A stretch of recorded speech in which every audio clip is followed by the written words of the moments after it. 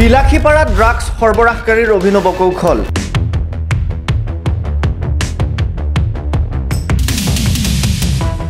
এইবাৰ পাচলিৰ দোকানত ড্ৰাগছৰ ৰমৰমীয়া ব্যৱসায়।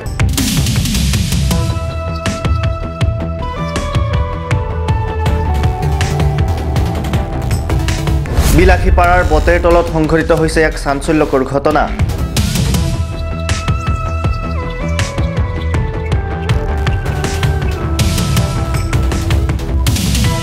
ৰোকাখামা উচ্চতৰ মাধ্যমিক বিদ্যালয়ৰ গাতে লাগি থকা পাচলিৰ দোকান এখনত চলাই আছিল ড্ৰাগছ ব্যৱসায়। এই ঘটনাই অঞ্চলজুৰি সৃষ্টি কৰে তীব্ৰ চাঞ্চল্যৰ। ঘটনাস্থলীত বিলাসীপাৰা আৰক্ষী উপস্থিত হৈ জব্দ কৰে নিষিদ্ধ ড্ৰাগছখিনি। অৱশ্যে আৰক্ষীৰ উপস্থিতিত উমান পাই পলায়ন কৰে ড্ৰাগছ সৰবৰাহকাৰী হামিদুল ইছলামে। বিলাসীপাৰা আৰক্ষীয়ে পাচলিৰ দোকানখনত অব্যাহত ৰাখিছে অভিযান।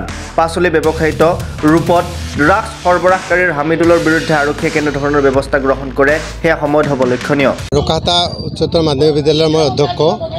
আমাৰ বিদ্যালয়ত পৰীক্ষা চলি আছে আৰু আমাৰ স্কুল বাউণ্ডাৰীৰ বাহিৰত এটা চব্জিৰ দোকান আছে। চব্জিৰ দোকানী মই শুনামতে এইবিলাক ড্ৰাগছ বিক্ৰী কৰে।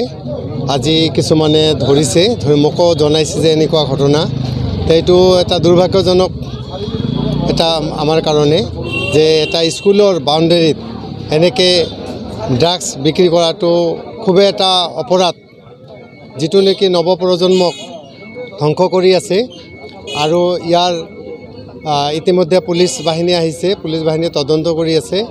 তদন্ত কৰি দোষীক উপযুক্ত শাস্তি দিয়ক আৰু আমাৰ এই স্কুলৰ চাৰিওফালে যাতে কোনো দোকান দিব নোৱাৰে তাৰ ব্যৱস্থা কৰি দিয়ক, তাৰ মই কামনা কৰিছোঁ।